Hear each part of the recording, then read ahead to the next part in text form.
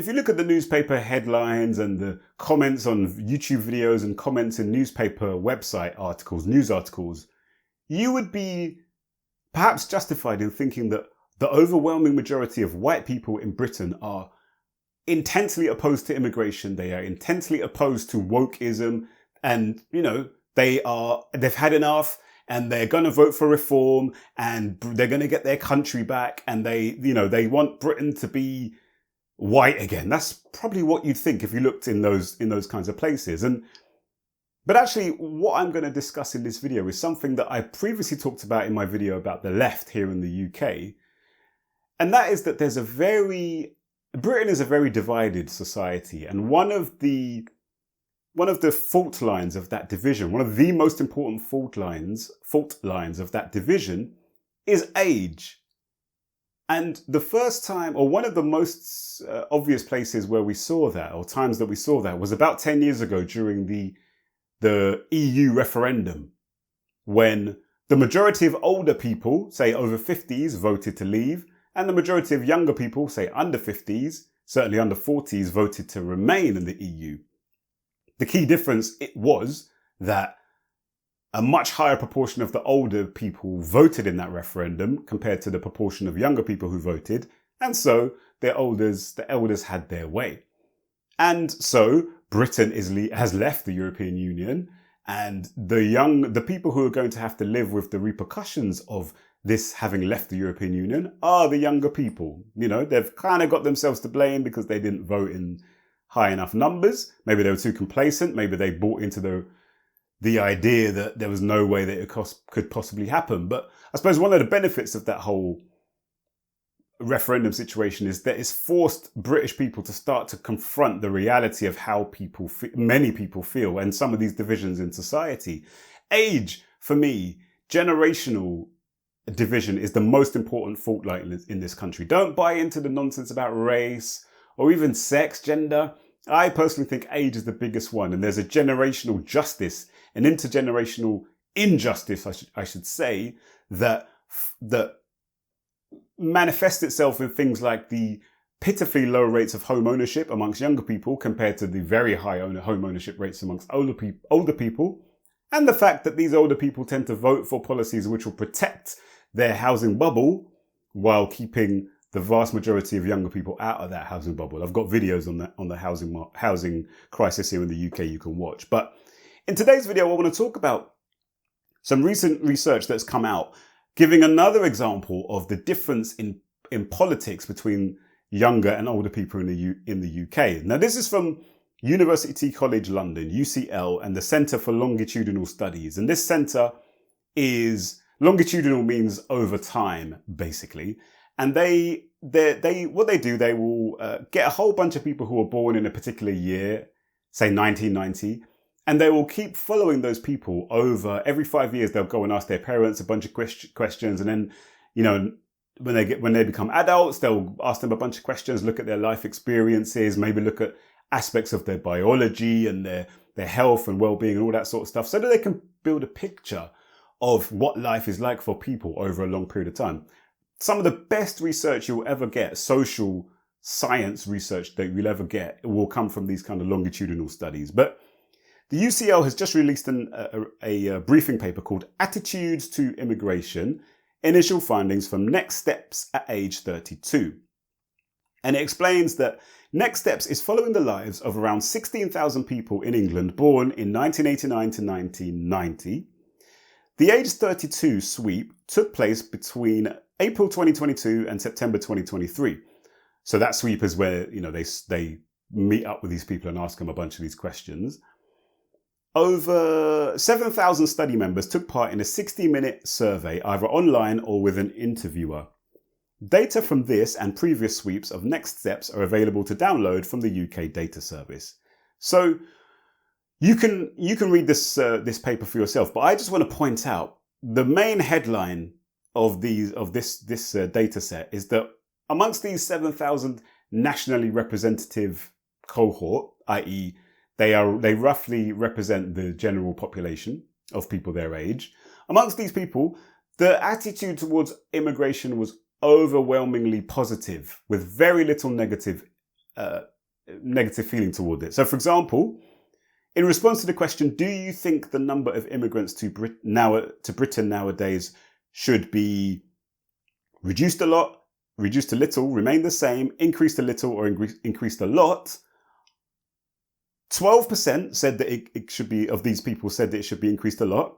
22% said it should be increased a little. So that's 30% of them, more than 30%, more than 1 in 3 of these 32-year-olds felt that immigration should be increased.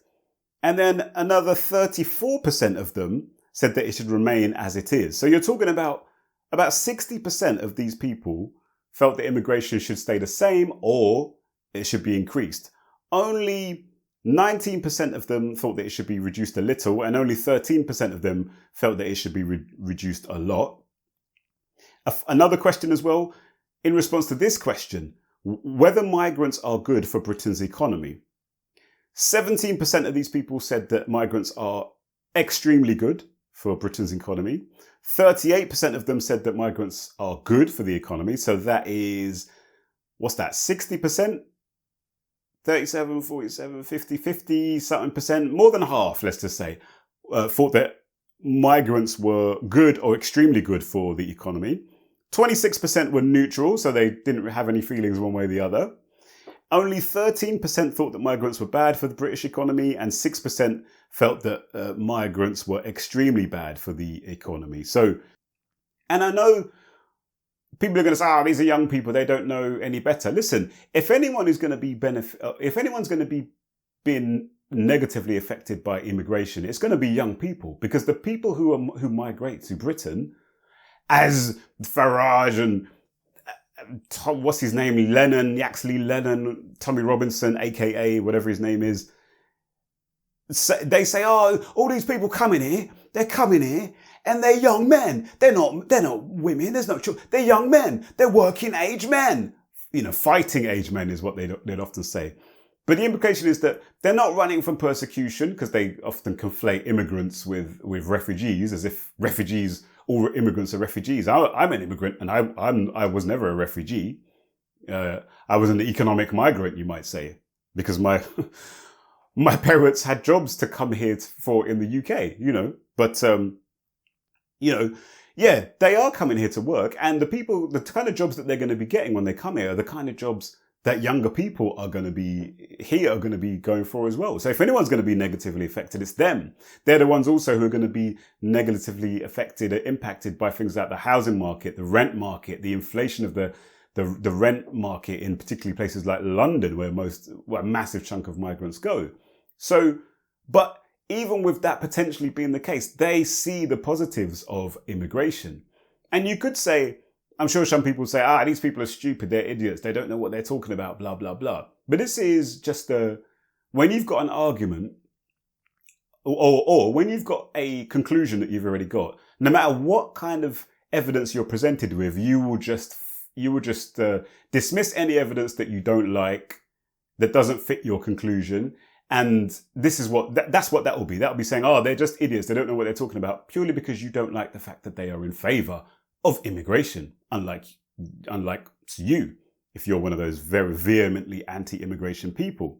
What's quite interesting is that when you look at education levels, amongst those who have a degree, on a 5-point scale, they were three out of five, about 3 out of 5 score for the general attitude toward immigration, and a 3.5 out of 5 score for the economic impact of immigration. That's amongst people with a degree. These young people who had a degree, compared to those young people in this survey who did not have a degree, that went right down to around a 2.5 out of 5 in the point score there for those who did not have a degree. So there's some other data in here as well, but the basic point there is very clear, isn't it? That the more highly educated young people are, the more positive they are about immigration, and the less highly educated they are, the less positive they are about immigration.